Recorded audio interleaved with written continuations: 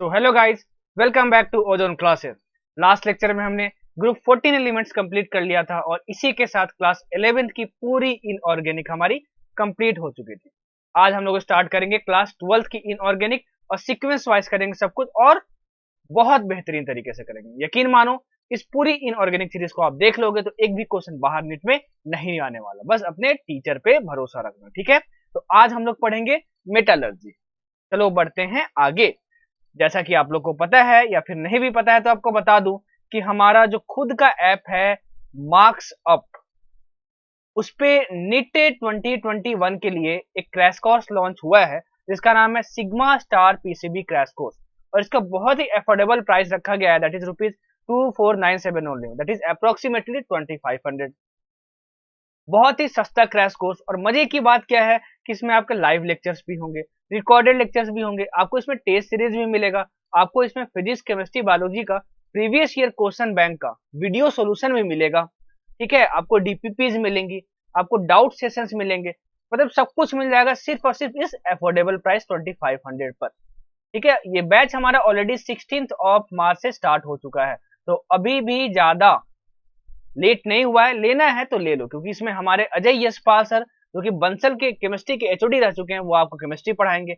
Nitesh Devnani sir जो कि आकाश के फैकल्टी रह चुके हैं वो आपको केमिस्ट्री पढ़ाएंगे। हमारे प्यारे से रोहित अग्रवाल सर आपको फिजिक्स पढ़ाएंगे और हमारे सुंदर से विपिन कुमार शर्मा सर आपको बायोलॉजी पढ़ाएंगे। तो मजा आ जाएगा भाई, यकीन मानो। चाहे आपकी प्रिपरेशन 0% है या फिर आपकी 90% या 100% है, ये कोर्स सबके लिए बहुत ही ज्यादा बेनिफिशियल होने वाला है, ठीक है। अच्छा सर, जरा ये बता दो कि इसको लेना कैसे है। अपने मोबाइल में अपने प्ले स्टोर में जाना और प्ले स्टोर खोलते ही Marks Up learning app search करना। Marks Up learning app search करोगे तो कुछ ऐसा प्यारा सा आपको दिख जाएगा, आप इसको इंस्टॉल कर लेना, ठीक है। इंस्टॉल करते ही जैसे ही आप खोलोगे ऐप, छोटा सा रजिस्ट्रेशन में आएगा, रजिस्टर कर लेना और उसके फ्रंट पेज पर ही आपको हमारा प्यारा सा क्रैश कोर्स दिख जाएगा। तो लेना है तो ले लो जल्दी से, क्योंकि ऑलरेडी बैच स्टार्ट हो चुका है, ताकि ज्यादा बैकलॉग ना हो। और वीडियोस हमारी रिकॉर्डेड फॉर्मेट भी है तो आप उसको कभी भी देख सकते हो। हाँ, और इसको आप वेबसाइट से भी एक्सेस कर सकते हो। हमारा क्या वेबसाइट क्या है? marksup.com। marksup.com, आप वेबसाइट से भी इसको जा सकते हो और इस कोर्स को परचेस कर सकते हो और तो और वीडियोस भी देख सकते हो। चलो आज हम लोग स्टार्ट करेंगे मेटालर्जी और पढ़ते हैं हम लोग क्या, मेटालर्जी, ठीक है। अच्छा, उससे पहले मैं बता दूं कि हर कमेंट्स में बच्चे मुझसे पूछते हैं सर आपने फिजिक्स कहाँ पढ़ाई है, सर आपने केमिस्ट्री कहाँ पढ़ाई है। देखो, ये क्रैश कोर्स मैंने करवाया था, physics crash course by Ozone classes, इसी चैनल पे ओजोन क्लासेस पर, ठीक है। इतना मस्त तुम आप लोगों ने यार व्यूज दिया और इतना अच्छा मतलब रिव्यू दिया कि मजा आ गया भाई। पिछले साल 2,58,000 व्यूज इस प्लेलिस्ट पे है मेरे, ठीक है। ओजोन क्लासेस पे ही बना हुआ ये playlist, physics crash course by Ozone classes. इसमें चाहे वेक्टर्स चैप्टर हो, चाहे सर्कुलर मोशन हो, चाहे वर्क एनर्जी पावर हो, चाहे रोटेशनल मैकेनिक्स हो, चाहे इलेक्ट्रोस्टैटिक्स हो, चाहे मॉडर्न फिजिक्स हो, चाहे ऑप्टिक्स हो, हर एक चैप्टर क्लास 11th और 12th का मैंने करवाया था और बहुत बेहतरीन तरीके से करवाया था। तो जो बच्चे नहीं देखे हैं मैं उनको हाईली रिकमेंड करूंगा कि प्लीज आप उसको जाके देखो, चैनल पे इस नाम पे प्लेलिस्ट बनी हुई है, ठीक है। और तो और लास्ट ईयर मैंने केमिस्ट्री का भी क्रैश कोर्स करवाया था, ठीक है। किसके लिए? ऑर्गेनिक केमिस्ट्री पूरी और फिजिकल केमिस्ट्री पूरी। और उसमें भी बहुत मस्त रिव्यूज आए भाई और बहुत अच्छे व्यूज आए। देखो, 1,49,754, दैट इज अप्रोक्सीमेटली 1.5 लाख। तो मजा आ गया था भाई। जो लास्ट ईयर मेरे बच्चे ये क्रैश कोर्स मेरा देखे थे, देखो यहाँ पे GOC part 1, part 2, part 3, hydrocarbons, aromatic hydrocarbons, hello alkenes, amines, aldehyde, ionic equilibrium, mole concept, देखो ये मोल कॉन्सेप्ट, ठीक है। सब कुछ मैंने करवा दिया था, सब कुछ मैंने करवा दिया था। जो बच्चे नहीं देखे हैं, इसी चैनल ओजोन क्लासेस पे जाके आपको एक प्लेलिस्ट मिलेगी, chemistry one short lectures from ozone classes नाम से। आप प्लेलिस्ट खोलो, आपको फिजिकल केमिस्ट्री की और ऑर्गेनिक केमिस्ट्री की हर एक लेक्चर मिल जाएगी। अगर नहीं देखे हो तो प्लीज जाकर देखो, पक्का मजा आने वाला है। और इन ऑर्गेनिक केमिस्ट्री मैं तो करवा ही रहा हूं, ठीक है। चलो अब स्टार्ट करेंगे हम लोग मेटालर्जी, एकदम सिंपल लैंग्वेज में समझेंगे भाई, ठीक है। अगर निट की बात करें तो निट में एक क्वेश्चन आएगा कंफर्म मेटालर्जी से। रिसेंट ईयर में की बात करें तो निट में एक क्वेश्चन कंफर्म आएगा मेटालर्जी से, और जहां से आएगा उस पर ज्यादा फोकस रखेंगे और यहीं से क्वेश्चन आएगा। जो जो बोलूंगा, जो जो लिखूंगा, जो जो हाईलाइट करूंगा, जो जो अंडरलाइन करूंगा, उतना बस नोट्स में डाल लेना, एकदम झमाझम मजा आ जाएगा, ठीक है। चांद तारे फूल सब ना मेरे बच्चों के जैसा कौन। चलो स्टार्ट करते हैं मेटालर्जी। सर ये मेटालर्जी होता क्या है? देखो, हमारे यूनिवर्स में, हमारे अर्थ क्रस्ट पे, ठीक है, हमारे अर्थ क्रस्ट में जो भी मेटल्स पाए जाते हैं ना, वो फ्री फॉर्म में नहीं होते हैं, मोस्ट ऑफ द मेटल्स, ठीक है, वो किस फॉर्म में होते हैं, कंपाउंड फॉर्म में होते हैं, कंपाउंड फॉर्म। जैसे मान लो NaCl, ठीक है, तो इसमें Na को निकालना है अगर हमको, तो कुछ ना कुछ प्रोसेस करना होगा और हमको इसमें से Na मिल जाएगा तब, ठीक है ना। तो NaCl में से निकालने के लिए जो प्रोसेस अपनाया गया उसको हम लोग क्या बोलते हैं, मेटलर्जी। क्या बोलते हैं हम लोग उसको, मेटलर्जी। और जिस मेटल को जिस कंपाउंड से निकाला गया ना, उस मेटल का वो कंपाउंड मिनरल कहलाता है। क्या कहलाता है, मिनरल कहलाता है। मतलब मैं बोलूंगा NaCl मिनरल से तुमने Na निकाला, ठीक है। So extraction of metals from its compounds which are found in the earth crust is called as metallurgy, ठीक है। तो सर ये ओर्स क्या होते हैं, जरा ये बता दो। देखो हमको क्या चाहिए, हमको मेटल कंपाउंड जो अर्थ क्रस्ट में पाए जाते हैं उसमें से हमको क्या चाहिए, मेटल चाहिए, ठीक है। मेटल क्यों चाहिए, ताकि मार्केट में आप इसको बेच सको और कुछ पैसे कमा सको।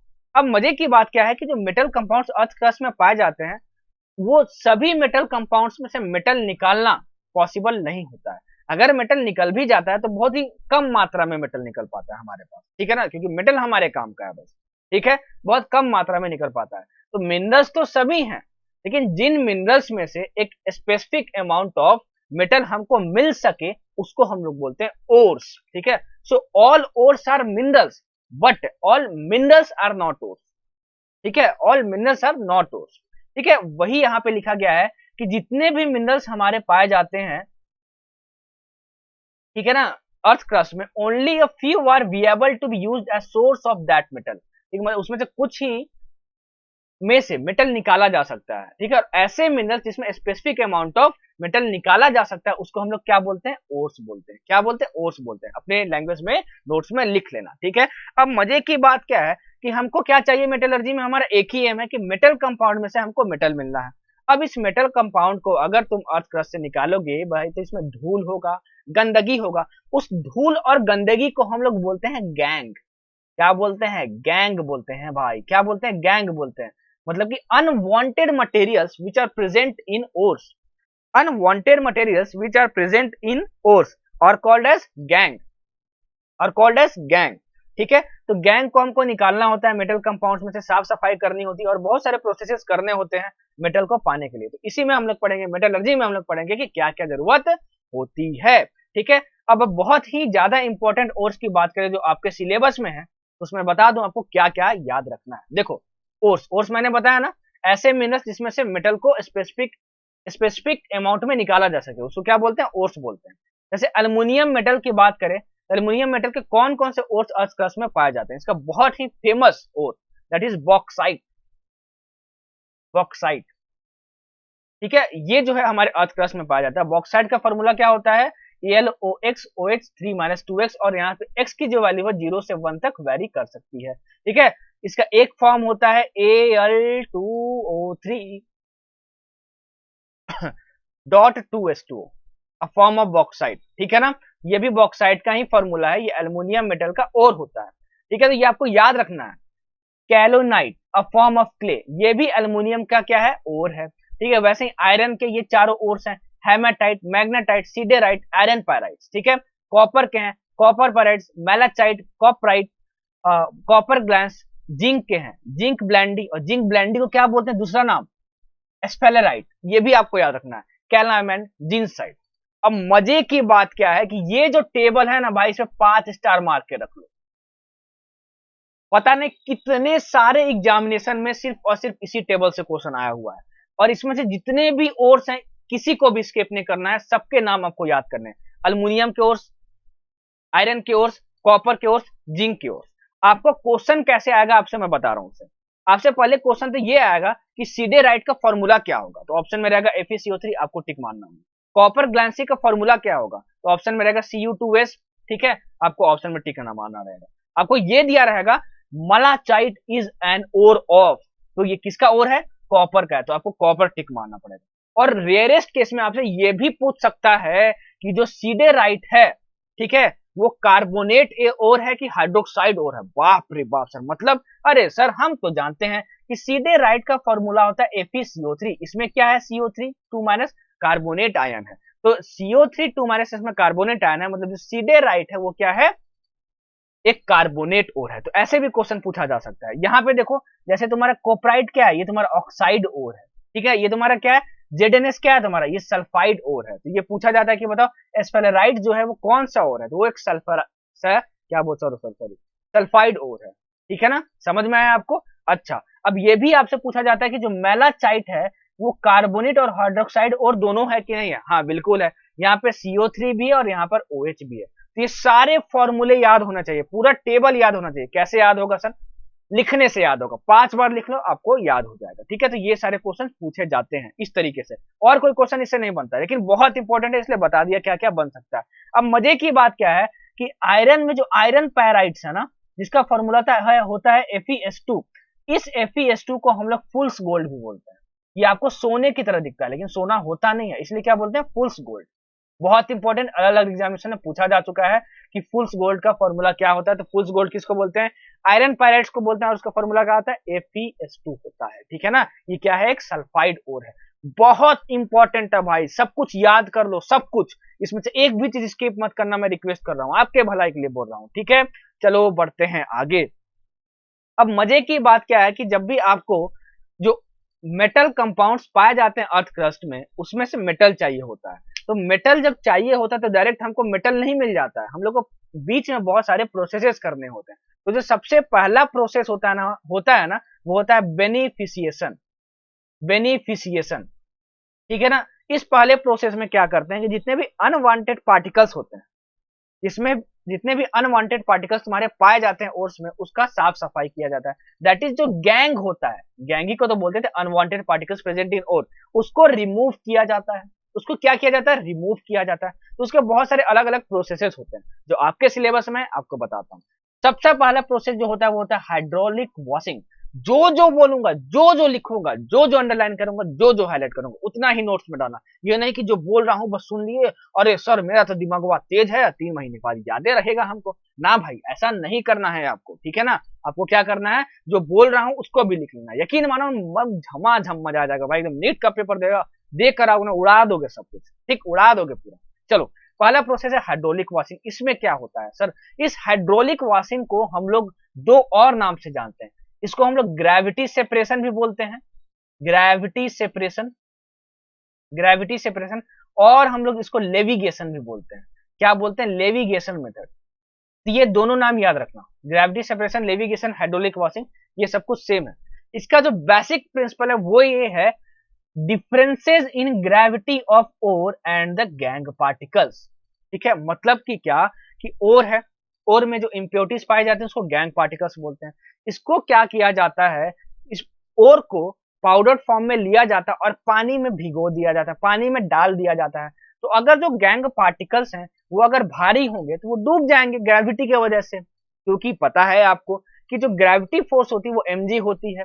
तो अगर मास ज्यादा हुआ गैंग पार्टिकल्स का तो ग्रेविटी उसको तेजी से खींच लेगा और वो नीचे सेटल डाउन हो जाएगा। लेकिन जो ओर है वो कम वेट का होगा तो वो सेटल डाउन नहीं होगा। तो हम लोग ओर को और गैंग पार्टिकल्स को अलग अलग कर सकते हैं, और यही है हमारा हाइड्रोलिक वॉशिंग, यही है हमारा हाइड्रोलिक वॉशिंग। और ये भी हो सकता है कि जो गैंग पार्टिकल्स वो हल्के होते हैं तो वो पानी में ही रह जाए, लेकिन जो ओर है वो ज्यादा भारी है तो ग्रेविटी के वजह से वो अंदर धस जाए, मतलब पानी के अंदर सेटल डाउन हो जाए। ये होता है हाइड्रोलिक वॉशिंग। यहाँ से सिर्फ एक ही क्वेश्चन बनता है ना भाई कि जो हाइड्रोलिक वॉशिंग का बेसिक प्रिंसिपल है वो क्या है, वो है differences in gravity of ore and gangue particles. आया बच्चों समझ में, एकदम इजी लैंग्वेज में समझा रहा हूँ भाई, ताकि कि आपको वन शॉट ना लगे भाई, आपको एकदम मजा आ जाए, ठीक है। जो इंपॉर्टेंट है सब कुछ मजा आ जाए। दूसरा जो है आपका वो है मैग्नेटिक सेपरेशन, इंपॉर्टेंट मेथड। जैसे कि नाम से आपको पता चल रहा है मैग्नेटिक सेपरेशन, इसका मतलब क्या कि इसमें कुछ मैग्नेटिक फील्ड सर अप्लाई करते हैं क्या, बिल्कुल मैग्नेटिक फील्ड अप्लाई करते हैं। इसका जो बेसिक प्रिंसिपल है वो क्या है, this is based on differences in magnetic properties of the ore components. जैसे मान लो तुम्हारे पास ओर है और इसमें गैंग होता है, मतलब अनवांटेड पार्टिकल्स है। अब ओर में से तुमको गैंग पार्टिकल्स को रिमूव करना है, दैट इज अनवांटेड पार्टिकल्स को रिमूव करना है। मजे की बात क्या है कि अगर ओर और गैंग में से कोई भी एक मैग्नेटिक हुआ, मतलब मैग्नेटिक मतलब क्या, मैग्नेटिक फील्ड अप्लाई करने से उसको हम लोग अट्रैक्ट कर सकें, तो इन दोनों के सेपरेशन पॉसिबल है, और उसी मेथड को हम लोग क्या बोलते हैं, मैग्नेटिक सेपरेशन बोलते हैं। जैसे मैं बात करूं कि जो आयरन ओर्स होते हैं, क्या होते हैं, जो आयरन ओर्स होते हैं, ठीक है, उसमें जो आयरन होता है उनके पास प्रॉपर्टीज होती है कि वो मैग्नेटिक फील्ड के द्वारा अट्रैक्ट किए जा सकते हैं। तो हम लोग क्या करते हैं कि एक बेल्ट की तरह हम लोग बनाते हैं एक अरेंजमेंट, देखो ये बेल्ट बना हुआ है, ठीक है, और ये दोनों रोलर घूम रहा है और ये बेल्ट है। हम लोग क्या करते हैं, जो भी हमारा ओर है, जो भी हमारा ओर है उसको एकदम मतलब रगड़ के भाई पाउडर फॉर्म में कर लेते हैं और पाउडर फॉर्म में इस बेल्ट पे हम लोग इसको छोड़ते हैं ऊपर, देखो बेल्ट में हम लोग छोड़ते हैं इसको ऊपर से, यहाँ से आता है आता है आता है आता है, और ये जो बेल्ट है ना भाई, ये बेल्ट है, ठीक है, और ये जो रोलर है उसके पास हम लोग क्या करते हैं, मैग्नेटिक प्रॉपर्टीज दे सकते हैं, मैग्नेटिक प्रॉपर्टीज दे सकते हैं, मतलब इन ये जो रोलर है वो मैग्नेटिक है। तो जब यहाँ से ओर आता है ना भाई, कोई भी आयरन ओर आता है तो आयरन के पास क्या होता है, मैग्नेटिक फील्ड प्रॉपर्टी होती है, वो मैग्नेटिक फील्ड से अट्रैक्ट हो जाता है। तो अगर मान लो जो ओर है उसके पास मैग्नेटिक प्रॉपर्टी हुई, तो इस रोलर के मैग्नेटिक होने के वजह से होता क्या है कि जो ओर है वो पहले ही आके अट्रैक्ट होकर पास में गिर जाता है, और जो गैंग पार्टिकल्स है मान लो, मतलब जो नॉन मैग्नेटिक पार्टिकल्स हैं, ठीक है, उनका क्या होता है, वो तो मैग्नेटिक फील्ड से अट्रैक्ट होते नहीं, तो वो थोड़ी दूर जाके गिरते हैं, लेकिन जो ओर है वो अट्रैक्ट होता है इस रोलर के द्वारा, क्योंकि इनके पास मैग्नेटिक प्रॉपर्टीज हमें दी जाती है अलग से, ये पास आके गिरता है। तो देखो ओर सेपरेट हो गया और गैंग पार्टिकल्स सेपरेट हो गया, इसी को हम लोग बोलते हैं मैग्नेटिक सेपरेशन। क्या बोलते हैं, मैग्नेटिक सेपरेशन। और ये बहुत इंपॉर्टेंट लाइन है कि आयरन ओर्स जितने भी हैं that can be separated out by magnetic separation, बहुत बार पूछा जा चुका है भाई, पता है इनडायरेक्टली क्या पूछेगा, magnetic separation is used for the separation of which of the flowing ore and gangue particles. तो पता है आपको आयरन ओर्स नहीं दिया रहेगा, आयरन ओर्स का आपको एग्जांपल दिया रहेगा, देखो आयरन ओर्स का हेमाटाइट, मैग्नेटाइट, सीडेराइट, आयरन पेराइट, जितने भी ओर्स हैं इसमें से गैंग पार्टिकल्स को रिमूव किया जा सकता है with the help of magnetic separation method. जो जो बोल रहा हूं, जो जो लिख रहा हूं सब कुछ लिख लेना भाई, जो मैं बोल रहा हूं ना डायरेक्ट वहां से उठ के क्वेश्चन आएगा। तो लास्ट ईयर के स्टूडेंट है वो तो जानता ही होंगे, बोलो झमाझम, ठीक है। पढ़ लिया हमने मैग्नेटिक सेपरेशन, और अब हम लोग पढ़ेंगे फ्रोथ फ्लोटेशन प्रोसेस।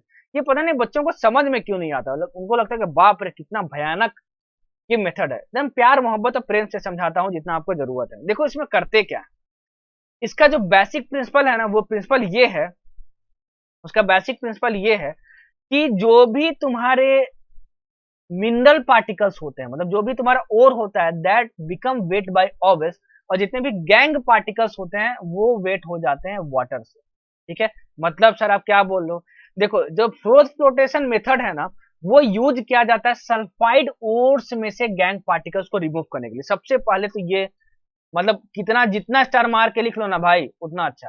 कितने सारे एग्जामिनेशन में पूछा जा चुका है कि जो फ्रोथ फ्लोटेशन प्रोसेस है वो कौन से टाइप के ओर्स के लिए यूज होता है, तो वो होता है सल्फाइड ओर्स के लिए। बहुत important, froth flotation process, froth flotation method किसके लिए यूज किया जाता है, सल्फाइड ओर्स के लिए यूज किया जाता है। इसका बेसिक प्रिंसिपल क्या है कि जो सल्फाइड ओर्स होते हैं ना that can be weight by vowels only, ठीक है।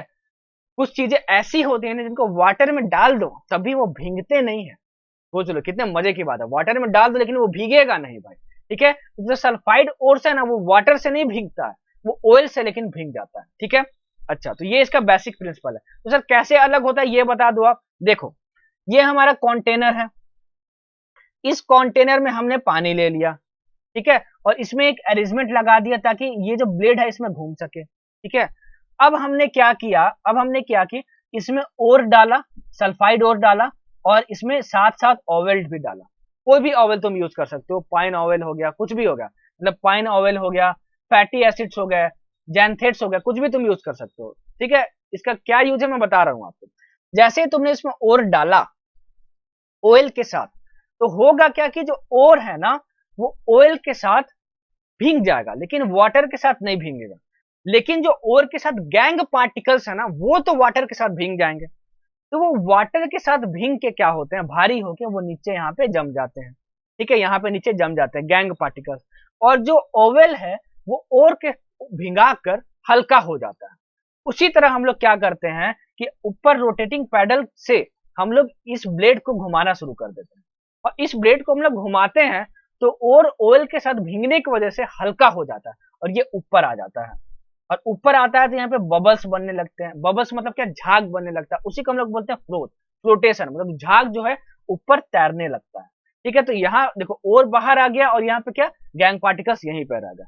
तो इसी को हम लोग बोलते हैं froth flotation method.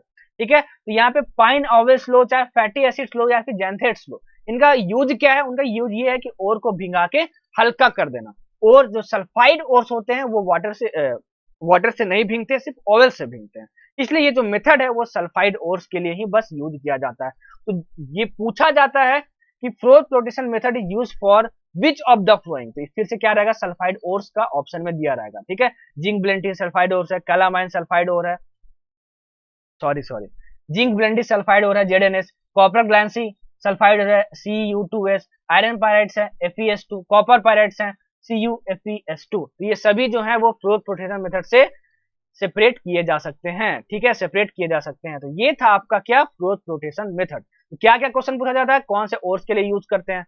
Sulphide ores के लिए। सारे सल्फाइड ओर्स को एग्जांपल याद कर लेना, इसका बेसिक प्रिंसिपल मैंने बता दिया और इसकी वर्किंग बता दी। नहीं समझ में आया, 4 बार रिवाइंड करके देखो। बोलोगे सर हम तो आपके प्यारे से बच्चे हैं, जरूर समझ में आएगा सर, एकदम झमाझम मजा आ जाता है।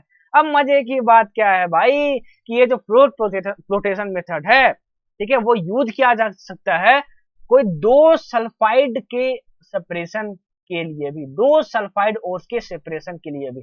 जैसे मान लो तुम्हारे पास कोई मिनरल है, उस मिनरल में तुम्हारे पास 2 सल्फाइड ओर्स ही हैं। एक मान लो तुम्हारे पास ZnS है और एक है तुम्हारे पास PbS, ये दोनों सल्फाइड ओर्स हैं।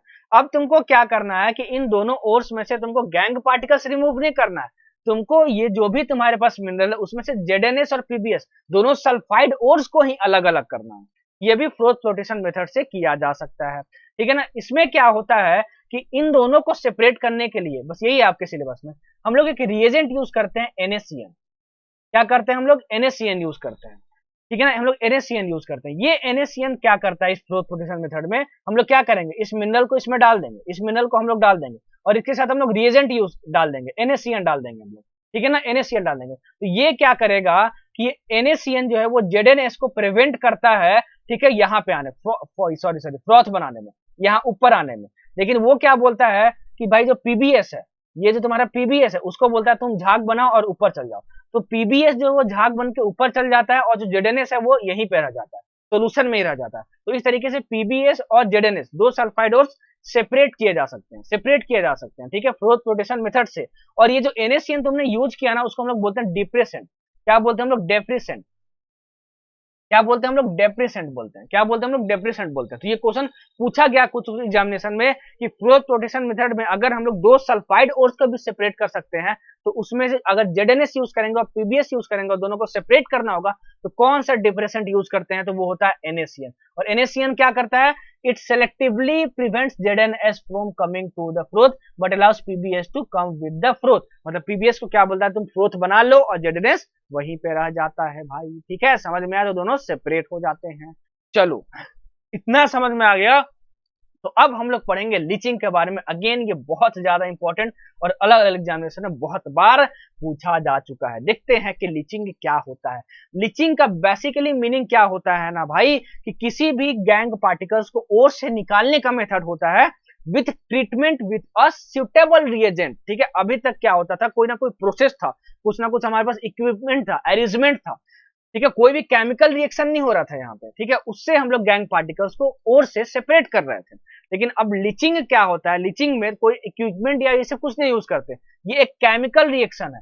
एक केमिकल रिएक्शन के हेल्प की वजह से हम लोग क्या करते हैं कि रिएजेंट के हेल्प की वजह से हम लोग क्या करते हैं कि हम लोग ओर को प्यूरिफाई कर सकते हैं, मतलब ओर को गैंग पार्टिकल से हटा सकते हैं। कैसे हटा सकते हैं देखा जाए। चलो, जैसे बॉक्साइट, ठीक है, बॉक्साइट्स को हम लोग क्या कर सकते हैं? ठीक है ना, बॉक्साइट में से हम लोग कैसे गैंग पार्टिकल्स को हटा सकते हैं? देखो, सबसे जो इसमें इंपॉर्टेंट है सब कुछ बता दूंगा। ठीक है, देखो, जनरली जो एल्युमिनियम होता है उसका जो बहुत भयंकर और होता है बॉक्साइट, जो कि जनरली यही पाया जाता है अर्थ क्रस्ट में। उसमें जो जनरल इंप्योरिटीज होती हैं वो कौन कौन सी होती हैं? SiO2, iron oxides and titanium oxide. ठीक है, ये इंपॉर्टेंट है कि जो प्रिंसिपल ओर होता है एल्युमिनियम का बॉक्साइट, उसमें से कौन कौन से जनरली इंप्योरिटीज पाए जाते हैं, और भी पाए जाते हैं, मेनली यही पाए जाते हैं। ठीक है, होता क्या है कि जो भी बॉक्साइट है उसको हम लोग रिएक्ट करते हैं NaOH के साथ। उससे पहले ये जो Al232H2O है, दैट इज जो बॉक्साइट है, उसको हम लोग पाउडर्ड फॉर्म में ले लेते हैं। ठीक है, मतलब उसको पाउडर बना लेते हैं और NaOH के साथ रिएक्ट करवाते हैं, उसमें पानी डालते हैं। जैसे ही हम ये करते हैं तो हमको मिलता है सोडियम मेटा एल्यूमिनेट। ये क्या है तुम्हारा? Sodium Meta aluminate, sodium Meta aluminate. ठीक है, ये हमको मिलता है। ठीक है, और तो और इसके साथ जो भी इंप्योरिटीज होती हैं, जैसे मान लो मैं SiO2 की बात करूं, ये जब SiO2 जब इस NaOH के साथ रिएक्ट कर रहा है, क्योंकि तुम पूरे बॉक्साइड को डाल रहे हो, तो जो गैंग पार्टिकल्स उसमें होते हैं, तो जो भी गैंग पार्टिकल्स उसमें होते हैं वो भी तो रिएक्ट करेंगे NaOH के साथ। वो कैसे करता है? मान लो सिर्फ और सिर्फ SiO2 जो है अभी gangue particles as a gangue particle present है इस ओर में, तो जो SiO2 है वो रिएक्ट कर जाता है NaOH के साथ, यही NaOH और H2O के साथ, NaOH और H2O के साथ, और ये तुम्हारा बना देता है Na2SiO3, Na2SiO3 that is sodium silicate बना देता है, सोडियम सिलिकेट बना देता है। और ये क्या होता है? अलग हो जाता है। ये क्या होता है? अलग हो जाता है। और यही तो हमारा एम था कि जो SiO2 इम्प्यूरिटी पाया जा रहा है बॉक्साइड में, उसको हम लोग अलग कर दें, तो ये हमारा अलग हो जाता है। ठीक है ना, ये हमारा अलग हो जाता है। अब बचा हमारे पास सोडियम मेटा एल्यूमिनेट। क्या बचा हमारे पास? Sodium Meta aluminate. तो अरे भाई, हमको तो एल्युमिनियम चाहिए था, हमको एल्युमिनियम चाहिए था, ये तो पूरा कंपाउंडे मिल गया, अब हम क्या करें भाई? तो इस सोडियम एल्यूमिनेट को हम लोग क्या करते हैं कि इसका पीएच कंट्रोल करने के लिए हम लोग इसका रिएक्शन करवा देते हैं CO2 के साथ। इसका CO2 के साथ, सोडियम मेटा एल्यूमिनेट का, और ये क्या बना देता है? Al2O3 यही तो है तुम्हारा बॉक्साइट, यही तो है तुम्हारा बॉक्साइट। और फर्दर अगर तुमको इस बॉक्साइट में से मेटल चाहिए ना भाई, तो हम लोग क्या करते हैं कि इस बॉक्साइट को हम लोग हीट कर देते हैं 1470 केल्विन पे, और हमको इसका ऑक्साइड मिल जाता है Al2O3। ठीक है, और Al2O3 को जब हम लोग रिडक्शन करवाते हैं तो हमको क्या मिल जाता है? एल्युमिनियम मिल जाता है। ठीक है, एल्युमिनियम मिल जाता है। समझ में आया? और ये जो Al2O3 मिलता है वो हमको प्योर फॉर्म में मिलता है। तो सर क्या ये तीनों रिएक्शन हमको याद करना है? हाँ बिल्कुल याद करना है, विथ ये बैलेंस्ड इक्वेशन जो दिया है कि 2NaO3 है, 2Na है, सब कुछ आपको याद करना है। ठीक है, तो आप लोग क्या क्या पूछेगा? रिएक्शन दे देगा आपको कि बताओ इसमें से leaching of aluminium Chrome oxide का कौन सा रिएक्शन एप्लीकेबल है, टिक मारना होगा। एल्यूमिनियम का जो प्रिंसिपल ओर है बॉक्साइट, ठीक है, वो कौन सा होता है? बॉक्साइट होता है। उसमें कौन कौन से जनरल इंप्योरिटीज पाए जाते हैं? Titanium oxide, iron oxide and SiO2। SiO2 को जब हम NaOH के साथ रिएक्ट करवाते हैं तो हमको क्या मिल जाता है? सोडियम सिलिकेट मिल जाता है, जिसका फॉर्मूला क्या है? Na2SiO3, वो बाहर हो जाता है। और जो सोडियम मेटा एल्यूमिनेट है उसका पीएच कंट्रोल करने के लिए किसके साथ रिएक्शन करवाते हैं? CO2 के साथ, और हमको क्या मिल जाता है? ये मिल जाता है बॉक्साइड। और उस बॉक्साइड को जब ओर में कन्वर्ट करना होता है क्या करते हैं? उसको हीट करते हैं हम लोग, प्योर फॉर्म में Al2O3 मिल जाता है। फिर बाद में हम लोग पढ़ेंगे इसका जब रिडक्शन करते हैं तो हमको एल्युमिनियम मेटल मिल जाता है, क्योंकि हम लोग का यार एम तो एक ही है कि हमको मेटल मिल जाए। ठीक है, अच्छा अब देखो दूसरा एग्जांपल लीचिंग का क्या है। ठीक है, दूसरा एग्जांपल लीचिंग क्या क्या है? लीचिंग में क्या होता है? केमिकल रिएक्शन करवाना है, एक रिएजेंट का यूज करना है और हमको मेटल चाहिए भाई। ठीक है, लीचिंग जो मेथड है वो हम लोग metallurgy of silver and gold में भी यूज करते हैं। ठीक है, सिल्वर एंड गोल्ड में भी यूज करते हैं। मतलब कि अगर हम लोग लीचिंग करें किसका? सिल्वर या फिर गोल्ड ओर्स का भी अगर हम लोग लीचिंग करें तो हमको क्या हो सकता है? हम लोग को मेटल मिल सकता है। ठीक है, लीचिंग मेथड से हम लोग को मेटल मिल सकता है। ठीक है, इसके लिए हम लोग क्या करते हैं कि जो भी हमारा हमारा सिल्वर या गोल्ड मेटल जो है उसको हम लोग लीच करते हैं, हम लोग उसका केमिकल रिएक्शन करवाते हैं NaCN या फिर KCN के साथ in the presence of oxygen, in the presence of oxygen. उससे होता क्या है? देखो उससे होता क्या है कि जो भी मेटल है, ठीक है, इस NaCN या KCN में से जो साइनाइड आयन है दैट इज CN- आयन है, वो आता है सॉल्यूशन में। ठीक है, उसके साथ रिएक्ट करता है, और ये वाटर तुमने लिया, वाटर होना चाहिए, और तुम्हारा बना देता है ये कंपाउंड। यहाँ पे M क्या है? या तो सिल्वर है या फिर गोल्ड है। ठीक है ना, उसके बाद क्या करते हैं कि ये जो कंपाउंड बना है उसमें हम लोग रिड्यूसिंग एजेंट यूज करते हैं Zn। क्या यूज करते हैं? रिड्यूसिंग एजेंट करते हैं Zn, और ये इस कंपाउंड को रिड्यूस कर देता है अपने मेटल में, और हमको क्या मिल जाता है? मेटल मिल जाता है। यहाँ पे तो क्या मिल जाता है? मेटल मिल जाता है। तो अल्टीमेट हमारा क्या गोल था? मेटल मिलना। ठीक है, तो in the metallurgy of silver and gold leaching method can also be use. और ये दोनों रिएक्शन भाई 5 स्टार मार लो, बहुत इंपॉर्टेंट है। आपको रिएक्शन ही दे देगा और बोलेगा ये बताओ कि ये x दे देगी, x है, ये y है और ये z है, बोलेगा बताओ x, ये पूरा रिएक्शन लिख देगा। ठीक है, बता रहा हूं कैसे, तुम सुनो। एक m मतलब क्या? मेटल है, यहाँ Ag हो सकता है या फिर यहाँ पे Au हो सकता है। ठीक है, बता रहा हूं कैसे, देखो मान लो यहाँ पे Ag ले लिए, AgX, ठीक है, +8, और ये CN माइनस कहां से आया है? यहाँ पे NaCN से आया है, फिर KCN से आया है, तो मैं NaCN पूरा ले लेता हूँ, NaCN, ठीक है, plus 2H2O plus O2 Gibbs, और यहाँ पे दे देगा Y, ठीक है, और यहाँ पे M है ना, कहाँ गया, यहाँ M तुमने Ag लिया है तो यहाँ भी Ag लेंगे, AgCN होल 2, और यहाँ तुमने Na प्लस लगा दिया है तो यहाँ भी Na प्लस लगाओगे तो Na प्लस और माइनस मिलकर यहाँ पे सिर्फ Na बन जाएगा, ठीक है। आपको ये रिएक्शन, और यहाँ पे क्या रहेगा 4OH माइनस भी है तुम्हारा, ठीक है, 4OH माइनस भी है यहाँ पे, ठीक है, 4ZNaOH लिख देगा यहाँ पे, सॉरी ZNaOH लिख देगा यहाँ पे। आपसे बोलेगा ये रिएक्शन गिवन है, बताओ इसमें X की वैल्यू क्या है, Y की वैल्यू क्या है और Z की वैल्यू क्या है, आपसे पूछा जाएगा। ये आपका बैलेंस केमिकल इक्वेशन आपको पूरा याद होना चाहिए। अब कैसे याद करना है अपने दिमाग में आप देख लो, और ये दोनों रिएक्शन भी याद होना चाहिए कि इसके साथ फिर Zn रिड्यूसिंग एजेंट यूज करते हैं और हम लोग को भी मेटल मिल जाता है। ये पूछा जाता है भाई कि बताओ कि जैसे ही ये कंपाउंड मिलता है in the metallurgy of silver and gold, हम लोग कौन सा रिड्यूसिंग एजेंट यूज करते हैं ताकि इस कंपाउंड में से मेटल जो है वो अलग हो पाए। वो कौन सा होता है, Zn होता है, बहुत इंपॉर्टेंट, Zn होता है, बहुत बहुत बहुत इंपॉर्टेंट। अपने नोट्स में इसको भी 4 स्टार मार के लिख लेना भाई, ठीक है, बहुत इंपॉर्टेंट है Zn। इसमें कौन सा रिड्यूसिंग एजेंट यूज करते हैं, Zn यूज करते हैं, ठीक है, और ये पूरा इंपॉर्टेंट है, जो जो पूछा जा सकता है, जहां जहां से यहाँ से क्वेश्चन पूछ सकता है, मैंने आपको सब कुछ यहाँ पे बता दिया भाई, ठीक है। होप कि आप नोट कर लियोगे, वन शॉर्ट लेक्चर में इतना कोई भी आपको एक्सप्लेन नहीं करेगा, इस चीज की गारंटी है। अब मजे की बात क्या है कि हम लोग ये चाहते हैं कि गैंग पार्टिकल सबसे पहले रिमूव कर ले, कहां से, ओर से रिमूव कर ले, और हम लोग क्या कर चाहते हैं ना भाई कि कोई भी जो ओर है उसको सबसे पहले हम लोग ऑक्साइड फॉर्म में ले आए, क्योंकि जो ऑक्साइड्स होते हैं ना they are easier to reduce to their respective metals, उनको अपने खुद के मेटल्स में रिड्यूस करना बहुत ही आसान होता है। तो इसके अलग अलग मेथड होते हैं, पहला मेथड है कैल्सिनेशन, दूसरा होता है रोस्टिंग। सर ये कैल्सिलेशन और रोस्टिंग क्या होता है सर, देखो बिल्कुल बताऊंगा। Calcination involves heating when the volatile matter escapes leaving behind the metal oxide। इसमें एक चीज और बता देता हूं कि कैल्सिनेशन में जनरली हीटिंग की जाती है इन एब्सेंस ऑफ एयर और लिमिटेड सप्लाई ऑफ एयर, और लिमिटेड सप्लाई ऑफ एयर, मतलब इसमें एयर का कोई सप्लाई नहीं होता, और अगर दे भी रहे होते तो एकदम चंद मात्रा में, बहुत छोटे मात्रा में, और हीटिंग की जाती है, और हीटिंग की जाती है तो इसमें क्या होता है, हीटिंग की जाती है तो इसमें क्या होता है, जैसे तुम्हारा Fe2O3.X2O है तो इसमें तुम्हारा क्या होता है, हीट होके Fe2O3 ही बचता है बस, ठीक है। देखो जैसे ZnCO3 है तुम्हारा, इसको हीट कर दोगे तो क्या बनेगा, ZnO बनेगा। देखो तुम्हें मेटल ऑक्साइड्स मिल रहे हैं, ठीक है, मेटल ऑक्साइड्स हमको पाने का, हमको लेने का मकसद क्या है, क्योंकि जो मेटल ऑक्साइड्स हैं they are easier to reduce, ठीक है, उसके बाद हम लोग उसको आसानी से मेटल में रिड्यूस कर सकते हैं। ये देखो तुम्हारा, इसको हिट करेंगे तो हमारा CaO मिल जाएगा। तो सर ये याद करने की जरूरत है क्या, नहीं, ये रिएक्शन याद करने की जरूरत नहीं है, आपको ये याद करने की जरूरत है कि कैल्सिनेशन एक ऐसा मेथड होता है जिससे कि हम लोग मेटल ऑक्साइड्स में कन्वर्ट करते हैं किसी भी ओर को in the absence of air और लिमिटेड सप्लाई ऑफ एयर, ठीक है। जो दूसरा मेथड होता है वो होता है रोस्टिंग।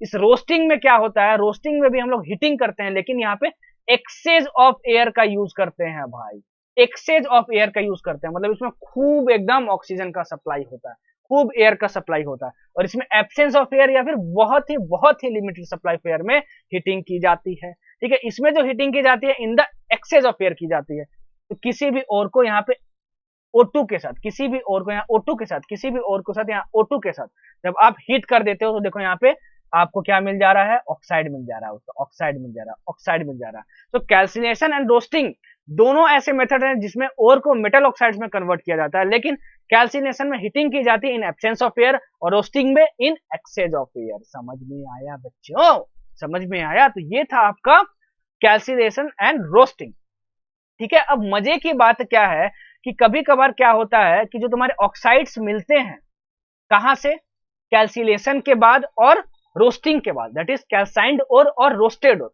उसमें भी कुछ इंप्योरिटीज पाए जाते हैं। अब उन इंप्योरिटीज को कैसे दूर करें, क्योंकि हम चाहते हैं भाई कि जो हमको लास्ट में मेटल मिले वो पूरा प्योर फॉर्म में हो। तो जो ऑक्साइड्स में इंप्योरिटीज पाए जाते हैं ना, उनको निकालने के लिए हम लोग फ्लक्स का यूज करते हैं। क्या यूज करते हैं हम लोग, फ्लक्स का यूज करते हैं। फ्लक्स एक ऐसा सब्सटेंस है ना भाई कि अगर ऑक्साइड्स में कोई भी इंप्योरिटीज पाई जाती हैं, कोई भी इंप्योरिटीज पाई जाती हैं, तो उसके साथ आप उसको मिक्स कर दो, ठीक है। उसके बाद क्या होगा, वो स्लैग बना लेगा, ठीक है। जैसे मान लो ये तुम्हारे ऑक्साइड्स हैं, ये ऐसा ऑक्साइड है इसमें इंप्योरिटी है, ये तुम्हारा क्या है, इंप्योरिटी है, ऐसा ऑक्साइड है। तो SiO2 एक फ्लक्स है। फ्लक्स मतलब कोई भी सब्सटेंस, कोई भी रिजेंट जिसको तुम ऑक्साइड की इम्प्योरिटी के साथ मिक्स कर दो, ठीक है, तो वो स्लैग बन के अलग हो जाता है, और ये स्लैग जो है इजिली तुम इसको रिमूव कर सकते हो। मतलब ऑक्साइड से अगर तुमको इम्प्योरिटीज हटाना है तो हम लोग फ्लक्स का यूज करते हैं। तो flux is any substance which is used to remove impurities from calcined और रोस्टेड ओर्स। मतलब रोस्टिंग और कैल्सिनेशन के बाद जो हमको ओर्स मिलते हैं, ठीक है। बस इतना ही फ्लक्स के बारे में आपको जानना है। आपके सिलेबस, नीट के सिलेबस में इतना ही है, जेईई मेंस के सिलेबस में इससे ज्यादा है। अब मजे की बात क्या है कि एनसीईआरटी में एक टर्म यूज किया गया, कॉपर मेट, ठीक है। इसके बारे में आपको बस इतना याद रखना है कि जो कॉपर मेट है, ठीक है, उसमें कौन कौन से कंपाउंड्स पाए जाते हैं। तो वो होता है Cu2S एंड FeS। तो ये पूछा जाता है एग्जामिनेशन में, लिख लेना अपने में, ठीक है। चलो, अब मजे की बात क्या आई कि हमको ऑक्साइड तो मिल गया। अब सर बताया आपने कि oxide are easier to reduce, ठीक है। अब उसको रिड्यूस तो बहुत आसानी से हम लोग कर सकते हैं। तो रिडक्शन के बहुत अलग अलग मेथड्स होते हैं। कौन से ऑक्साइड्स को हम लोग रिड्यूस करने के लिए उसके मेटल में कौन सा मेथड यूज करेंगे, वो डिपेंड करता है कि उस मेटल की रिएक्टिविटी कैसी है, उस मेटल की रिएक्टिविटी कैसी है। जनरली अगर हम लोग कार्बन को एज रिड्यूसिंग एजेंट यूज करें, ठीक है, तो वो क्या करता है, किसी भी मेटल ऑक्साइड को, किसी भी मेटल ऑक्साइड को, फॉर एग्जांपल MxOY, ये M क्या है, मेटल है, उसको कार्बन के साथ हम लोग रिड्यूस करवाएं तो वो अपने मेटल में रिड्यूस कर देता है, उसके रिस्पेक्टिव मेटल्स में, और कार्बन मोनोऑक्साइड बना लेता है, कार्बन मोनोऑक्साइड बना लेता है, ठीक है। तो जनरली हम लोग कोशिश करते हैं कि हम लोग carbon as a reducing agent use करें, क्योंकि ये बहुत सस्ता होता है, बहुत इजियर होता है करना। लेकिन मैंने दोबारा बताया आपको, और दोबारा मैंने पहले बताया आपको और दोबारा बता रहा हूं आपको कि ये डिपेंड करता है कि कौन सा रिडक्शन मेथड यूज करें। तो वो डिपेंड करेगा किस पर, वो डिपेंड करेगा कि मेटल की रिएक्टिविटी कैसी है, मेटल की रिएक्टिविटी कैसी है, ठीक है। और इस मेथड को हम लोग बोलते हैं पायरोमेटलर्जी।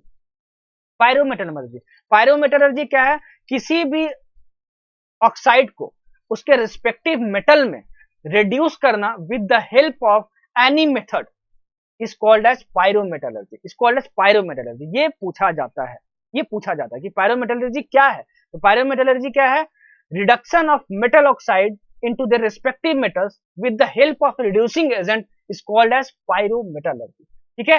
तो हमको क्या हुआ, हमने पहले क्या किया, हमने सबसे पहले किया बेनिफिशियस, उससे क्या हुआ, हमारा गैंग पार्टिकल्स रिमूव हो गए। गैंग पार्टिकल्स कहां से रिमूव हो गए, गैंग पार्टिकल्स और से रिमूव हो गए।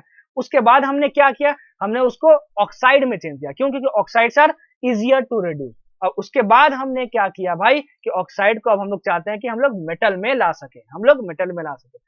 हम लोग यहाँ पे जो स्पेसिफिक ओर्स का जो रिडक्शन मेथड है वो हम लोग को पढ़ना है नीट सिलेबस में, वो अब हम लोग आगे देखेंगे। और एलिफेंगम डायग्राम जो है, क्या एलिफेंगम डायग्राम जो है, एलिफेंगम डायग्राम जो है वो हम लोग अलग से लेक्चर में करेंगे, ठीक है। क्योंकि जो एलिफेंगम डायग्राम वो टोटली डिपेंडेंट है थर्मोडायनेमिक्स पे। अगर आपको थर्मोडायनेमिक्स आता है तभी आपको एलिफेंगम डायग्राम समझ में आएगा, नहीं तो नहीं आएगा, ठीक है। लेकिन मेटलर्जी में जितना नीट में पूछता है वो इस वन शॉट वीडियो में मैं आपको करवा दूंगा, ठीक है। चलो अब बढ़ते हैं हम लोग आगे। तो अब हम लोग पढ़ेंगे एल्युमिनियम मेटल का एक्सट्रैक्शन, और बहुत ज्यादा इंपॉर्टेंट है क्योंकि बहुत सारे एग्जामिनेशन में एल्युमिनियम के एक्सट्रैक्शन से ही क्वेश्चन आ चुका है। सबसे पहली बात नोट करने की ये है कि जो एल्युमिनियम का एक्सट्रैक्शन प्रोसेस होता है उसका एक बहुत ही अच्छा नाम दिया गया है, प्यारा सा नाम दिया गया है, उसको हम लोग बोलते हैं हॉल हेराल्ड प्रोसेस। ये बहुत बार पूछा गया है क्वेश्चन कि बताओ जो हॉल हेराल्ड प्रोसेस है वो कौन से मेटल के एक्सट्रैक्शन के लिए यूज किया जाता है मेटलर्जी में, तो वो क्या है, एल्युमिनियम के एक्सट्रैक्शन के लिए, ठीक है। सर ये हॉल हेराल्ड प्रोसेस होता क्या है, देखो बहुत बहुत बहुत बेहतरीन तरीके से समझाऊंगा और जितना जरूरत है उतना ही समझाऊंगा। होता क्या है कि Al2O3 तुम्हारा जो भी एल्युमिनियम का ऑक्साइड है, ठीक है, हमको इसमें से एल्युमिनियम निकालना है, क्योंकि सर ने बताया था कि सबसे पहले हम लोग क्या करते हैं, मिनरल लेते हैं, उसमें से क्या हटाते हैं, गैंग हटाते हैं, उसके बाद जो भी हमको कंपाउंड मिलता है उसको हम लोग ऑक्साइड में डालते हैं। ऑक्साइड क्योंकि इजियर टू रिड्यूस होता है। उसके बाद हम लोग क्या करेंगे, जो ऑक्साइड होगा उसमें से क्या निकालेंगे, हम लोग एल्युमिनियम निकालेंगे, कि मतलब उसका मेटल निकालेंगे कोई ना कोई रिड्यूसिंग एजेंट यूज करके, ठीक है। अच्छा देखो जो Al2O3 होता है ना, this is a bad conductor of electricity, this is a bad conductor of electricity.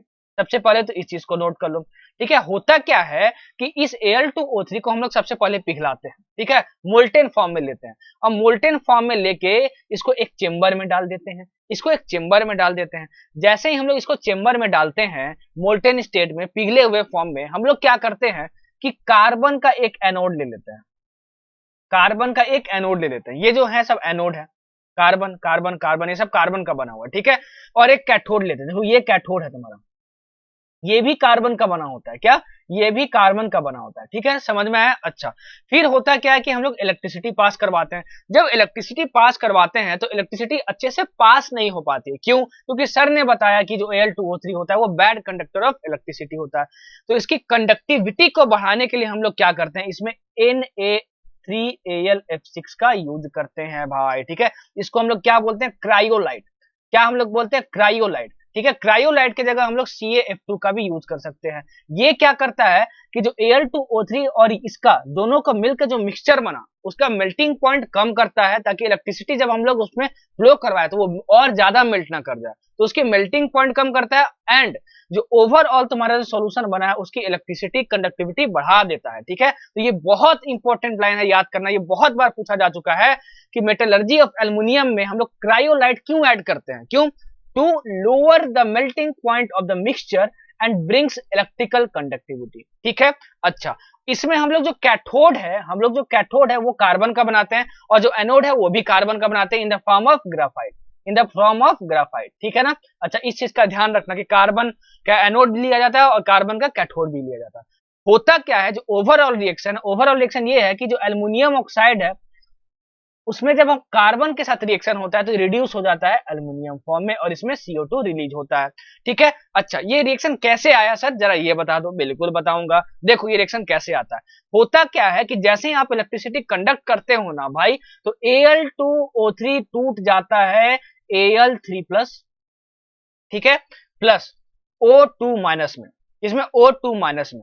अब होता क्या है कि जो Al3+ है वो कैथोड पे चला जाता है और कैथोड पे जाके क्या होता है कि कैथोड पे गेन ऑफ इलेक्ट्रॉन्स होता है। सर ने रिडॉक्स ऑफ रिएक्शन बताया था, रिडॉक्स रिएक्शन में बताया था। तो ये Al3+ प्लस 3 इलेक्ट्रॉन मिलके आपको एल्युमिनियम मिल जाता है प्योर फॉर्म में। और एनोड पे कौन से रिएक्शन होते हैं, एनोड पे होता है क्या कि जो तुम्हारा एनोड किसका बना हुआ है, ग्राफाइट का, मतलब कार्बन का बना हुआ है। तो जो O2 माइनस इसमें जो पार्ट बचा वो जल जाता है एनोड पे, और जैसे वो एनोड पे जाता है तो दो रिएक्शन होते हैं, वो O2 माइनस के साथ रिएक्ट करके कार्बन के साथ रिएक्ट करके कार्बन मोनोऑक्साइड भी बनाता है और O2 माइनस के साथ रिएक्ट करके वो कार्बन डाइऑक्साइड भी बनाता है। तो इसमें ये पूछा जाता है कि बता हॉल हेरोल्ड प्रोसेस में जो प्योर एल्युमिनियम है वो कैथोड पे मिलता है कि एनोड पे मिलता है, तो वो कहां मिलता है, कैथोड पे मिलता है। और एनोड पे कौन कौन से गैसें रिलीज होते हैं, carbon monoxide and carbon dioxide. तो हॉल हेरोल्ड प्रोसेस में क्या होता है, जनरली इलेक्ट्रोलाइसिस किया जाता है, इलेक्ट्रोलाइसिस किया जाता है, उसमें कार्बन का एनोड भी होता है, कार्बन का कैथोड भी होता है। एनोड कौन से फॉर्म ऑफ कार्बन में पाया जाता है, ग्राफाइट फॉर्म में पाया जाता है। एनोड और कैथोड में कौन कौन से रिएक्शन है वो मैंने बता दिए। तो ये सारे इंपॉर्टेंट है हॉल हेरोल्ड प्रोसेस में, बहुत इंपॉर्टेंट, बहुत इंपॉर्टेंट। जितनी चीजें हैं सब बता दूंगा, कुछ भी छोड़ूंगा नहीं भाई, ठीक है। अच्छा, अब देखो कि कॉपर का जो एक्सट्रैक्शन है फ्रॉम लो ग्रेड ओर्स, ये कैसे किया जाता है। सर ये लो ग्रेड ओर्स क्या होता है, ऐसे ओर्स जिसमें बहुत कम मात्रा में मेटल निकाला जा सके मेटलर्जी से, उसको हम लोग बोलते हैं लो ग्रेड ओर्स। क्या बोलते हैं हम लोग, लो ग्रेड ओर्स। तो लो ग्रेड ओर्स से जहां जिन ओर्स से बहुत कम मात्रा में कॉपर निकाला जा सकता है वहां से कॉपर हाइड्रोमेटलर्जी मेथड से निकाला जाता है। बाप रे बाप, सर हाइड्रोमेटलर्जी क्या होता है, देखो बता रहा हूं, बिल्कुल बता रहा हूं भाई। होता क्या है कि कॉपर के साथ एक सूटेबल रिएजेंट यूज किया जाता है, ठीक है। कॉपर का जो तुम्हारा वो भी कंपाउंड होगा उसके साथ सूटेबल रिएजेंट यूज किया जाएगा, उसकी लिचिंग की जाएगी ताकि आपको प्योर कॉपर मिल सके। जैसे तो तुम्हारा CO2+ जो भी तुम्हारा कंपाउंड होगा उसमें से जो भी CO2+ आयन होगा वो हाइड्रोजन के साथ रिएक्ट करेगा और तुमको प्योर कॉपर फॉर्म में मिल जाएगा, ठीक है। बस इतना ही समझना है आपको एनसीईआरटी पॉइंट ऑफ व्यू से। इस H2 के जगह आप आयरन भी यूज कर सकते हो, स्क्रैप आयरन, मतलब इसके जगह तुम Fe भी यूज कर सकते हो, ठीक है ना। लेकिन यहाँ पे H+ नहीं बनेगा, यहाँ पे कुछ और बनेगा। तो सर इसमें याद क्या करें, इसमें याद ये रखना है कि लो ग्रेड ओर से कॉपर कौन से मेथड से एक्सट्रैक्ट किया जाता है, हाइड्रोमेटलर्जी मेथड से। इसमें क्या होता है कि जो भी कंपाउंड है उसमें CO2+ आयन है उसकी लिचिंग की जाती है हाइड्रोजन के साथ या फिर आयरन के साथ, ठीक है बच्चों, समझ में आया जो बोल रहा हूं, जो लिख रहा हूं, सबके बेसिस पे नोट्स बनाते जाना। अब देखो लास्ट प्रोसेस आता है रिफाइनिंग। अब होता क्या है सर, आपने बताया मिनरल में से गैंग पार्टिकल्स को हटाते हैं, ठीक है, तो आपको क्या मिल जाता है, मिनरल में से गैंग पार्टिकल्स को हटाते हैं, ओर में से गैंग पार्टिकल्स हटा देते हैं, तो फिर उसको बेनिफिशिएशन बोलते हैं। उतना हो जाने के बाद सर हम लोग उसको ऑक्साइड में चेंज करते हैं। ऑक्साइड में सर जब चेंज हो जाता है तो हम लोग कैसे भी रिड्यूसिंग एजेंट कोई भी यूज करके हम लोग उसको प्योर फॉर्म मतलब उसको मेटल फॉर्म में ले आते हैं। वो जो मेटल फॉर्म आता है उसको हम लोग बोलते हैं क्रूड मेटल।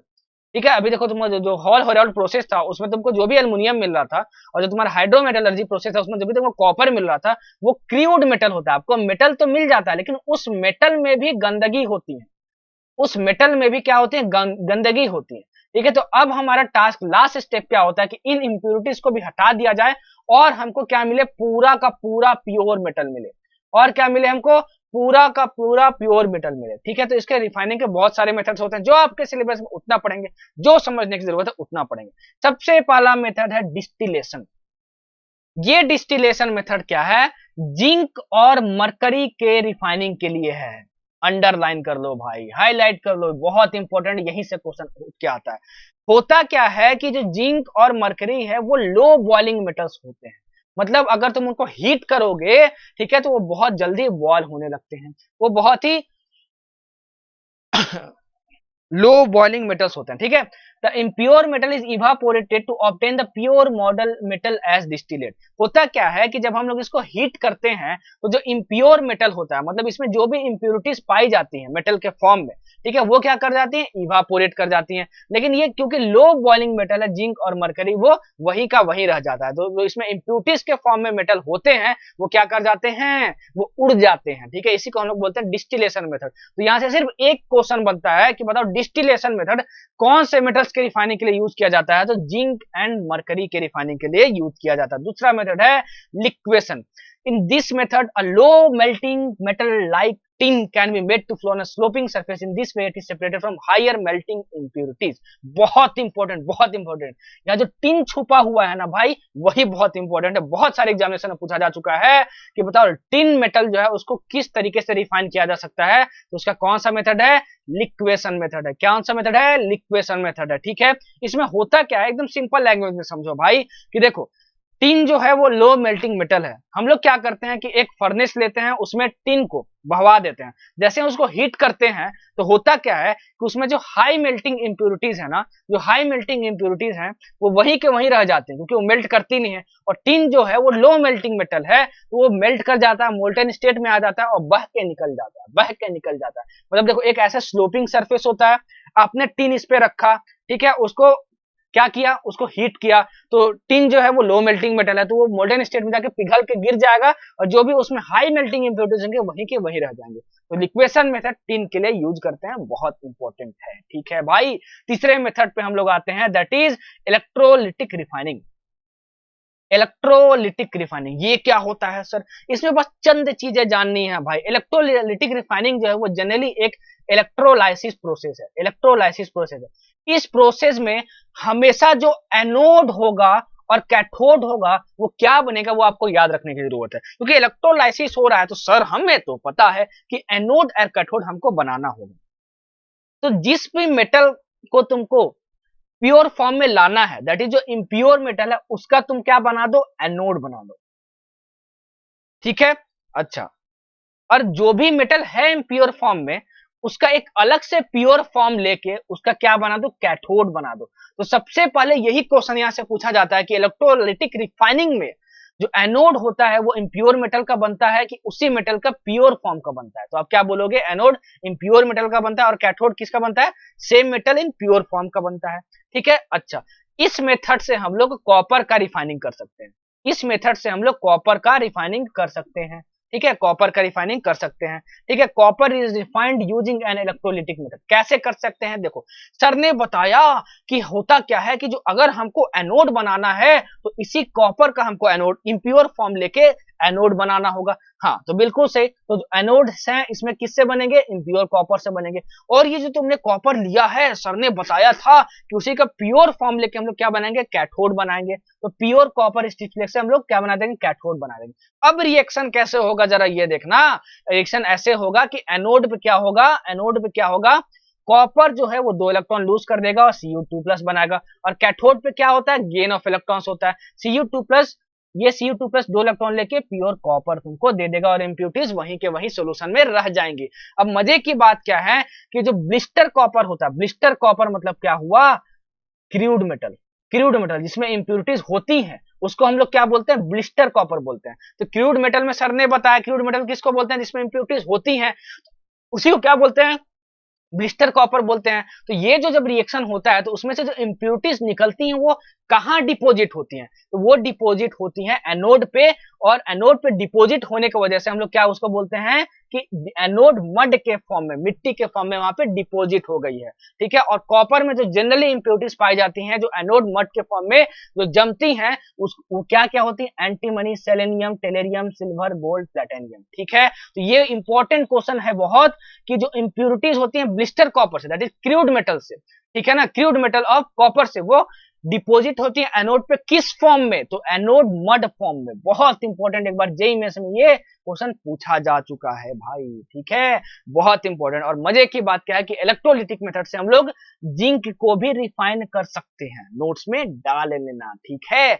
चलो बढ़ते हैं आगे और अब हम लोग देखेंगे जोन रिफाइनिंग क्या होता है। देखो जोन रिफाइनिंग भी बहुत एकदम मजे की बात है, बहुत सिंपल है, मैं समझाऊंगा आपको कि जोन रिफाइनिंग का जो बेसिक प्रिंसिपल होता है वो ये होता है कि impurities are more soluble in the melt than in the solid state of the metal। देखो इजी लैंग्वेज इसको समझाता हूं एक्सप्लेन करके। होता क्या है कि जो भी तुम्हारा इम्प्योर मेटल है ना उसको सबसे पहले हम लोग मेल्ट कर लेते हैं। मेल्ट मतलब मेल्ट कर लेंगे तो मोल्टेन स्टेट में आ जाएगा।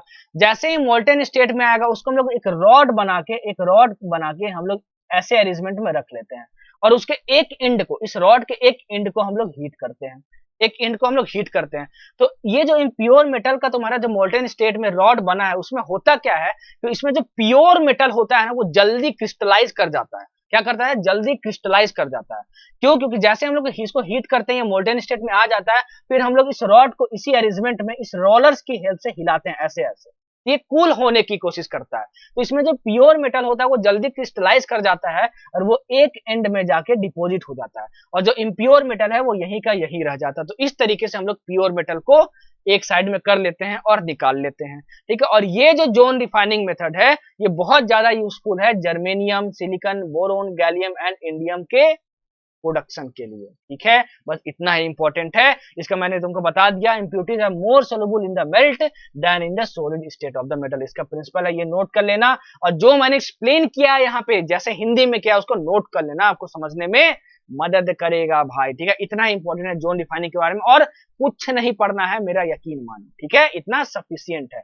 बढ़ते हैं आगे और पढ़ेंगे हम लोग vapour phase refining. Wafer phase refining, wafer phase refining में आपको दो मेथड पढ़ना है, पहला है आपका मॉन्ड प्रोसेस और दूसरा है आपका वैन अर्कल मेथड। देखो सबसे पहले कि मॉन्ड प्रोसेस क्या होता है, उससे पहले हम लोग ये समझ ले कि वेपर फेज रिफाइनिंग में दो कंडीशन जो है वो हमेशा फुलफिल होनी चाहिए, कि जो मेटल है वो एक वोलाटाइल कंपाउंड बनाना चाहिए। वोलाटाइल कंपाउंड मतलब क्या, जो जल्दी इवापोरेट कर जाए, जो जल्दी वेपोराइज कर जाए, ठीक है ना। किसी भी रिएजेंट के साथ जो इम्प्योर मेटल है वो एक वोलाटाइल कंपाउंड बनाना चाहिए। दूसरा बात क्या है कि जो वोलाटाइल कंपाउंड बना तो इजिली वेपोराइज जो कर सकता है वो इजिली डिकम्पोजेबल हो, मतलब उसको हीट दो तो जल्दी से वो टूट जाए। तो ये दो बेसिक कंडीशन है वेपर फेज रिफाइनिंग के, तो इसको नोट्स में डाल लेना, ठीक है। अब पहला मेथड क्या है, मॉन्ड प्रोसेस। तो मॉन्ड प्रोसेस है वो निकल मेटल के रिफाइनिंग के लिए यूज किया जाता है। बहुत बहुत बहुत इंपॉर्टेंट, बहुत सारे एग्जामिनेशन में पूछा जा चुका है कि जो मॉन्ड प्रोसेस है वो किसके रिफाइनिंग के लिए यूज करते हैं, निकल के रिफाइनिंग के लिए यूज करते हैं। इसमें सबसे पहले क्या करते हैं कि जो इम्प्योर निकल मेटल होता है उसको हम लोग कार्बन मोनोक्साइड के साथ रिएक्शन करवाते हैं और हीट करके हम लोग बना देते हैं निकल टेट्रा कार्बोनिल।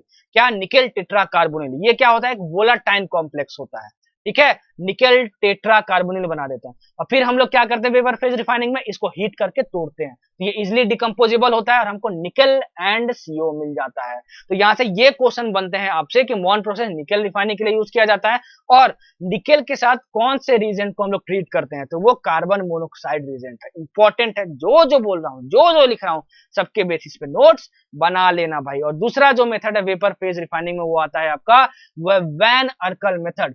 और जो वैन अर्कल मेथड है वो जिर्कोनियम या टिटेनियम के रिफाइनिंग के लिए यूज करते हैं। बहुत ज्यादा इंपॉर्टेंट, नोट्स में डाल लो भाई, बहुत बार पूछा जा चुका है। इसमें क्या करते हैं हम लोग, जिर्कोनियम या फिर टिटेनियम को हम लोग आयोडीन के साथ रिएक्ट करवाते हैं और हमको एक वोलाटाइल कॉम्प्लेक्स मिलता है, वो क्या होता है ZrI4, ZrI4, ठीक है, ZrI4। और फिर इस ZrI4 को हम लोग क्या करेंगे, हीट दे देंगे और वो टूट जाएगा प्योर जिर्कोनियम में एंड आयोडीन में। तो इसमें क्या पूछा जाता है, वैन मार्कल मेथड किसके रिफाइनिंग के लिए यूज करते हैं, जिर्कोनियम या टाइटेनियम के लिए। और कौन सा रिएजेंट यूज करते हैं इसमें रिएजेंट करते हैं I2, दैट इज आयोडीन, ठीक है, समझ में आया। और जिर्कोनियम और टिटेनियम में मेनली जो इंप्यूरिटीज पाई जाती हैं वो ऑक्सीजन और नाइट्रोजन होती है, ठीक है, तो इसको इसलिए रिमूव कर देता है वैन आर्कल मेथड। बहुत ज्यादा इंपॉर्टेंट था दोनों। तो ये था सारा रिफाइनिंग का मेथड। और अब हम लोग लास्ट टॉपिक पे पहुंच गए कि जितना भी हम लोग पढ़े एल्युमिनियम, कॉपर, जिंक और आयरन के बारे में, सब उसके डेली लाइफ में यूजेस क्या है, ठीक है। और जो जो इंपॉर्टेंट है यूज वही बताऊंगा, क्योंकि इनऑर्गेनिक केमिस्ट्री पूरी पढ़ लोगे तो समझ में आएगा। इतना सारा यूज हो गया भाई कि क्या याद करें क्या नहीं याद करें वो समझ ही नहीं आता। तो आपको मैं बताता हूँ, एल्युमिनियम का सबसे पहले यूज बताता हूँ आपको कि आपको क्या याद रखना है। भाई आप जब चॉकलेट खाते हो ना, जैसे कैडबरी डेयरी मिल्क खाए होगे, जैसे कैडबरी डेयरी मिल्क फाड़ते होगे ना, तो उसमें व्हाइट कलर का सिल्वर तरह का एक अपीयरेंस आता होगा जिससे कि चॉकलेट लपेटा होता है, उसको हम लोग बोलते हैं एल्युमिनियम फॉइल्स। क्या बोलते हैं हम लोग, एल्युमिनियम फॉइल्स। तो जो चॉकलेट्स के रैपर्स है ना, वो एल्युमिनियम फॉइल से बने होते हैं। इस पॉइंट को नोट कर लो, इस पॉइंट को नोट कर लो, ठीक है। अच्छा, दूसरा यूज हम लोग देखेंगे कॉपर का, ठीक है। कॉपर जो है वो बहुत सारे एलॉयज बनाने में यूज होता है, जैसे ब्रास। जब हम लोग कॉपर को जिंक के साथ मिलाते हैं और भी कुछ मिलाया जाता है तो हमारा ब्रास बनता है, ब्रॉन्ज बनता है टिन के साथ मिलाने पे, और क्वाइनेज एलॉय जब निकल के साथ मिलाते हैं तब बनता है। तो ये क्वेश्चन बहुत बार पूछा जा चुका है कि कॉपर को कौन से मेटल के साथ, ठीक है, मिलाया जाता है, कौन से एलिमेंट के साथ मेनली मिलाया जाता है ताकि हमको क्वाइनेज एलॉय मिलता है। तो वो क्या, कौन सा है, निकल है। कौन सा है, वो निकल है। अच्छा, नेक्स्ट हम लोग देखते हैं जिंक के बारे में। Zinc is use for galvanising iron. बहुत बहुत बहुत ज्यादा इंपॉर्टेंट है, बहुत ज्यादा इंपॉर्टेंट है। इस प्रोसेस को ही हम लोग बोलते हैं क्या, गैल्वेनाइजेशन। क्या बोलते हैं हम लोग, गैल्वेनाइजेशन। बहुत सारा एग्जामिनेशन में ये पूछा जा चुका है कि बताओ गैल्वेनाइजेशन में, ठीक है, आयरन का गैल्वेनाइजेशन करने के लिए कौन से एलिमेंट का यूज करते हैं, तो जिंक एलिमेंट का यूज करते हैं। जो आयरन है वो जल्दी ही रस्ट पकड़ लेता है, जल्दी उसमें जंग लग जाता है। तो उसमें जंग ना लगे उसको रोकने का एक प्रोसेस होता है गैल्वेनाइजेशन। उसमें क्या किया जाता है कि आयरन के ऊपर जिंक की प्लेटिंग कर दी जाती है, तो जिंक अपना एक ऑक्साइड बना लेता है और उसके बाद फिर आयरन को रस्ट नहीं होने देता। तो ये बहुत इंपॉर्टेंट है, याद कर लेना आप, ठीक है। अच्छा, अब जिंक का यूज अगेन ब्रास बनाने में यूज करते हैं, बताया था मैंने। कॉपर भी होता है इसमें, ठीक है, और जिंक भी होता है इसमें। ये कॉपर 60% होता है, जिंक 40% होता है। जर्मन सिल्वर बनाने में भी करते हैं। जर्मन सिल्वर में कॉपर इतना परसेंट होता है, जिंक इतना परसेंट और निकेल इतना परसेंट। ये याद करना है भाई। अब इसमें मैं क्या एक्सप्लेन करूं, इसमें तो यही बता सकता हूं ना कि ब्रास का कॉम्पोजिशन क्या है, जर्मन सिल्वर का कॉम्पोजिशन क्या है। ये पूछा गया है बहुत सारे एग्जामिनेशन में कि जर्मन सिल्वर का कॉम्पोजिशन क्या है, कॉपर, जिंक और निकल रहता है ऑप्शन में, प्लस में आपको टिक मारना रहता है, ठीक है। समझ में आया आपको, तो ये सारी चीजें नोट कर लो, ठीक है। अच्छा, अब बढ़ते हैं आगे और देखते हैं कास्ट आयरन के बारे में। जो कास्ट आयरन है उसका जो मेन यूज है ना भाई, उसका जो मेन यूज है वो है रेलवे स्लीपर्स बनाने में, गटर पाइप्स बनाने में एंड कास्टिंग स्टोव्स बनाने में। जो घर में आप चूल्हे पे स्टोव्स देखते हो ना, वो मेनली कास्ट आयरन का बना होता है। हालांकि उसमें और भी एलिमेंट्स होते हैं लेकिन वो कास्ट आयरन का मेनली बना होता है। जो रेलवे स्लीपर्स होते हैं, रेलवे में भाई आप ट्रैवल किए होंगे, कंपार्टमेंट में जब घुसते हो तो बर्थ में जब लेटते हो तो उसमें जो मेटल दिखता है ना भाई, वो मेनली कास्ट आयरन का होता है। क्यों, क्योंकि कास्ट आयरन बहुत ही ज्यादा स्ट्रेंथ का होता है। और जब गटर पाइप्स होते हैं भाई, गटर के पाइप्स होते हैं, जो गटर होता है ना भाई हमारे कॉलोनी में, तो उसमें से पाइप्स होकर गुजरते हैं, तो वो मेनली किससे बनाए जाते हैं, कास्ट आयरन से ही बनाए जाते हैं, ठीक है। और तो और जो कास्ट आयरन है वो रफ आयरन और स्टील के मैन्युफैक्चर में भी यूज किया जाता है। स्टील तो आप जानते हो क्या होता है भाई, क्योंकि जनरली आप जिस भी प्लेट में खाना खाते होगे वो स्टील का ही बना होता है। सर ये रफ आयरन क्या होता है, ये रफ आयरन जो होता है भाई वो most pure form of commercial iron होता है। मतलब इंडस्ट्री में जितने भी आयरन बनाए जा सकते हैं इंडस्ट्रीज में, उसमें जो सबसे प्योर फॉर्म है वो होता है रफ आयरन, ठीक है। तो ये था आपका यूजेस के बारे में जो आपको याद रखना है। सर इन सब का क्या करें, देखो भाई पूरी इनऑर्गेनिक केमिस्ट्री पढ़ोगे तो इतने सारे यूजेस हो जाएंगे कि समझ ही नहीं आएगा क्या छोड़े और क्या ना छोड़े। ये जितने भी यूजेज है ना भाई, वो बस रीडिंग के लिए दिए हुए हैं, ठीक है ना। इसको याद करने की कोई जरूरत नहीं है, क्योंकि ये इंपॉर्टेंट भी नहीं है। तो ये आपका कंप्लीट हुआ पूरा metallurgy NEET point of view से। नीट पॉइंट ऑफ व्यू से बात करें तो भाई इससे हट के एक भी क्वेश्चन नहीं आने वाला। एक क्वेश्चन जो अगर नीट में आएगा मेटलर्जी से, वो इसी लेक्चर से आएगा। मैं फिर से बता दूं कि इस लेक्चर में मैंने एलिफेंगम डायग्राम कवर नहीं किया है, इसलिए क्योंकि जो एलिफेंगम डायग्राम है वो टोटली बेस्ड है थर्मोडायनेमिक्स पे। अगर आपको थर्मोडायनेमिक्स आती है तभी आपको एलिफेंगम डायग्राम समझ में आएगा। तो एलिफेंगम डायग्राम का जो मैं लेक्चर है वो अलग से बना दूंगा छोटे में 20-30 मिनट का, आप उसको देख लेना। और उस वीडियो को तभी देखना जब थर्मोडायनेमिक्स का एक रफ रीडिंग मार लो, ठीक है। तो ये आपका मेटलर्जी कंप्लीट हुआ। इसके बाद आपकी आएगी पुशअप सीरीज, तो तैयार रखना भाई क्वेश्चन की प्रैक्टिस के लिए। याद रखना आपको कैसे पढ़ना है, मेरे नोट्स बनाने हैं, आपको पुशअप सीरीज देखना है, उसके बाद फिर पीवाईक्यूज बना लेना है। उसके बाद भी अगर टाइम बच जाता है तो एक बुक आती है एमटीजी की, NCERT at your finger tips chemistry की, उसको बना लेना, ठीक है भाई। तो प्यार मोहब्बत और प्रेम से चैनल को सब्सक्राइब कर दो। वीडियो पसंद आई हो तो वीडियो को लाइक करो, ना पसंद आई हो तो डिसलाइक करो, और बताओ कि क्यों नहीं पसंद आई, ताकि मैं इंप्रूव कर सकूं। दोस्तों के साथ शेयर करो चैनल को, ठीक है। और प्यार मोहब्बत और प्रेम बांटते रहो। मिलते हैं हम लोग अगले लेक्चर में। टाटा बाय बाय।